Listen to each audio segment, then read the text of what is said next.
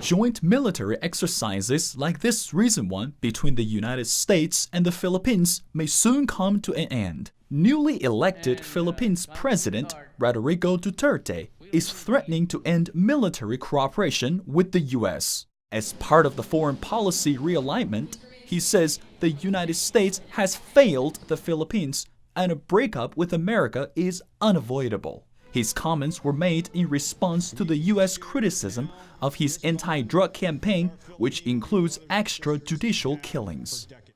In the past few months, Duterte has made several profane outbursts against the Obama administration and international affairs, raising questions about his government's policies and complicating regional diplomacy.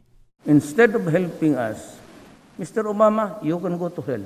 Washington has done its best to ignore Duterte's rhetoric and not provide him with a pretext for more outbursts. According to U.S. officials, the Philippines leader may seek economic and political support from nations other than America. That may possibly complicate and strain the U.S.-Philippines relationship. China is thought to be the most probable nation because of its growing economic and military strength in the East Asian region. Just last spring, the Philippines won a case against China in the International Court over disputed islands in the South China Sea. Duterte now says he is willing to overlook the ruling in exchange for Chinese investments. Meanwhile, the Chinese government has yet to announce steps to improve relations with the Philippines. Chinese officials suggest that the U.S. government ought to work harder to improve its international friendships. China never wants to meddle in any type of conflicts. The United States government must understand the cooperation among many Asian nations could bring negative effects to the U.S. in many ways.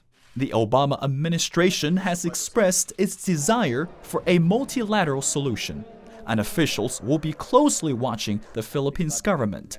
The White House says it's encouraged that so far Rodrigo Duterte has not allowed his words to interfere with military cooperation. President Obama wants his strategy of military and economic expansion in the Western Pacific to become part of his presidential legacy. So, in the waning days of his presidency, U.S. officials will likely work a bit harder to smooth out differences with his long-term regional allies, and especially the new Philippines president. Meng Fei Li for CBN News.